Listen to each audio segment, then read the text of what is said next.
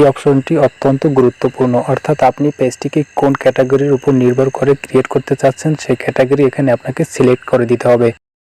আসসালামু আলাইকুম, DM expert আইটির পক্ষ থেকে আমি মোহাম্মদ মাজহারুল ইসলাম। আজকের ভিডিওতে আলোচনা করতে যাচ্ছি কিভাবে একটি ফেসবুক পেজ খুলবেন। তো বন্ধুরা, ভিডিওটি শুরু করার আগে আপনাদেরকে বলে রাখি, আপনি কেন একটি ফেসবুক পেজ খুলবেন বা ফেসবুক পেজ খুলে আপনার কোনো লাভ আছে কিনা। বর্তমানে 2.7 বিলিয়নেরও বেশি সচল ইউজার রয়েছে ফেসবুকে, যারা তাদের দৈনন্দিন সময়ের অনেক বড় একটা সময় কাটিয়ে থাকে ফেসবুকে। তাই আপনার যদি কোনো ব্যবসা প্রতিষ্ঠান থেকে থাকে বা আপনার ব্যক্তিত্ব প্রকাশের জন্য একটি ফেসবুক পেজ খুলে ফলোয়ার বাড়িয়ে নিতে পারেন। আমরা লক্ষ্য করে থাকি যে আমাদের ফেসবুক প্রোফাইলে আমরা 5,000-এর বেশি ফ্রেন্ড যুক্ত করতে পারি না, কিন্তু আপনি চাইলে আপনার ফেসবুক পেজে আনলিমিটেড ফলোয়ার বাড়িয়ে নিতে পারবেন। এবং আপনি যদি একজন কন্টেন্ট ক্রিয়েটর হয়ে থাকেন, তবে আপনার কন্টেন্টগুলো ইউটিউবের মতো ফেসবুক পেজে আপলোড দিয়ে ফেসবুক পেজকে মনিটাইজ করে ইনকাম করতে পারবেন। ভিডিওটি শুরু করার আগে একটি কথা বলে রাখি, আপনি যদি আমার চ্যানেলের নতুন দর্শক হয়ে থাকেন এবং আপনি যদি ডিজিটাল মার্কেটিংয়ের সকল টিপস পেতে পছন্দ করে থাকেন, তাহলে আমার চ্যানেলটি সাবস্ক্রাইব করে বেল আইকনটি বাজিয়ে রাখুন, যাতে পরবর্তীতে সকল আপডেট আপনি খুব সহজেই পেয়ে যান।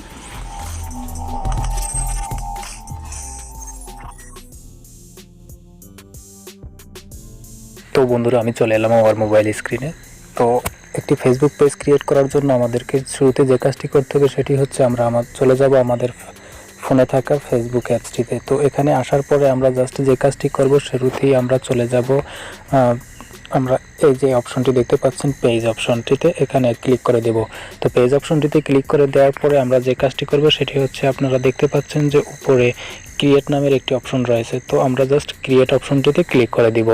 তো ক্রিয়েট অপশনটিতে ক্লিক করে দেওয়ার পরে আপনারা দেখতে পাচ্ছেন যে নিচে একেবারে একটি লেখা রয়েছে গেট স্টার্টেড। তো আমরা জাস্ট গেট স্টার্ট অপশনে ক্লিক করে দেব।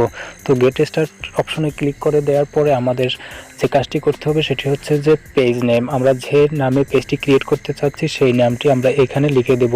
আপনার যদি কোনো প্রতিষ্ঠান থেকে থাকে বা কোম্পানি থেকে থাকে, সেই কোম্পানির নামে পেজটি ক্রিয়েট করতে চান, তাহলে আপনারা সেই কোম্পানির নামটি এখানে লিখে দেবেন। এবং আপনারা যদি এছাড়াও যদি আপনারা আপনাদের নিজেদের নামে পেজটি ক্রিয়েট করতে চান, তাহলে আপনারা এখানে আপনাদের নিজেদের নামটি লিখে দিবেন।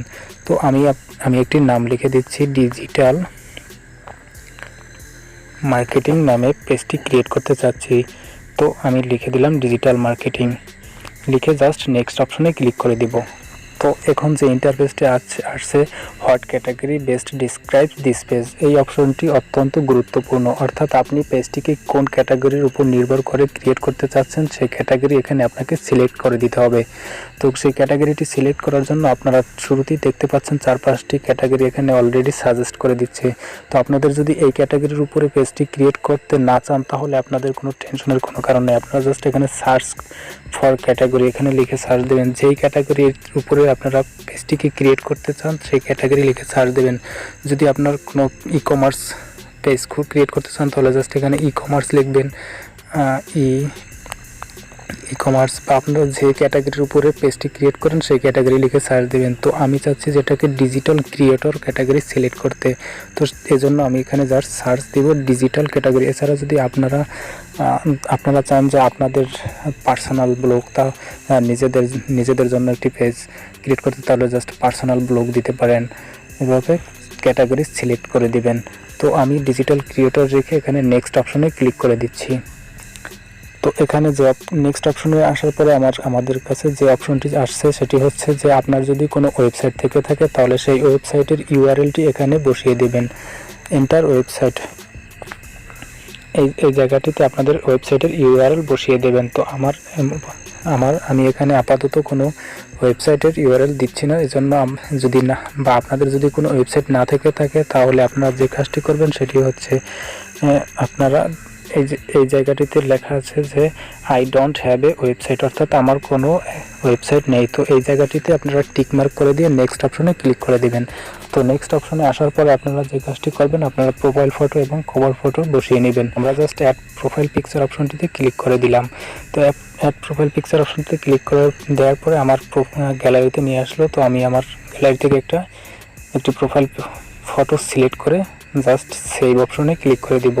তো গাইস, আপনারা যদি আপনারা যদি আকর্ষণীয় স্টাইলে প্রোফাইল ফটো বা কোম্পানির লোগো তৈরি করতে চান, তো সেই সব নিয়ে আমার অলরেডি একটি ইউটিউবে ভিডিও রয়েছে। সেই ভিডিওটির লিঙ্ক আমি ডিসক্রিপশন বক্সে দিয়ে দেবো, আপনারা সেখান থেকে ভিডিওটি দেখতে পারেন যে কীভাবে একটি প্রফেশনালভাবে লোগো তৈরি করবেন। তো জাস্ট আমি আমার লোগোটি বসিয়ে জাস্ট সেভ অপশনে ক্লিক করে দিলাম। তো আপনি দেখতে পাচ্ছেন যে খুব সুন্দরভাবে লোগোটি প্রোফাইল পিকচারটি অ্যাড হয়ে গেল। তো এখন যে কাজটি করতে হবে সেটি হচ্ছে যে আপনারা দেখতে পাচ্ছেন উপরে লেখা রয়েছে যে অ্যাড কভার ফটো। আমি এখন একটি কভার ফটো অ্যাড করব। তো সেটি করার জন্য আমরা জাস্ট অ্যাড কভার ফটো এখানে ক্লিক করে দিব। অ্যাড কভার ফটো এই জায়গাটাতে ক্লিক করে দিব। তো ক্লিক করে দেওয়ার পর আমরা আবারও চলে এলাম আমাদের গ্যালারিতে আসার পর আমরা গ্যালারিতে অলরেডি আমি একটি কভার ফটো বানিয়ে রেখেছি, সেইটি সিলেক্ট করে দিচ্ছি। তো গাইস, আপনারা যদি চান কিভাবে একটি কভার ফটো বা কভার ফটোর সাইজ কত সেসব নিয়ে একটি ভিডিও বানাতে ভিডিও চান, তাহলে কমেন্ট করে অবশ্যই জানিয়ে দিন, তাহলে আমি চেষ্টা করব সেই ভিডিওটি নিয়ে আসার জন্য।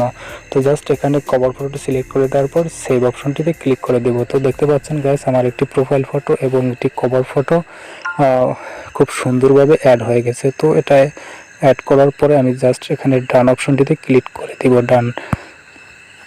তো গাইস, আপনারা দেখতে পাচ্ছেন যে আমার অলরেডি একটি ফেসবুক পেজ ক্রিয়েট হয়ে গেছে। তো বন্ধুরা, আজ এ পর্যন্তই।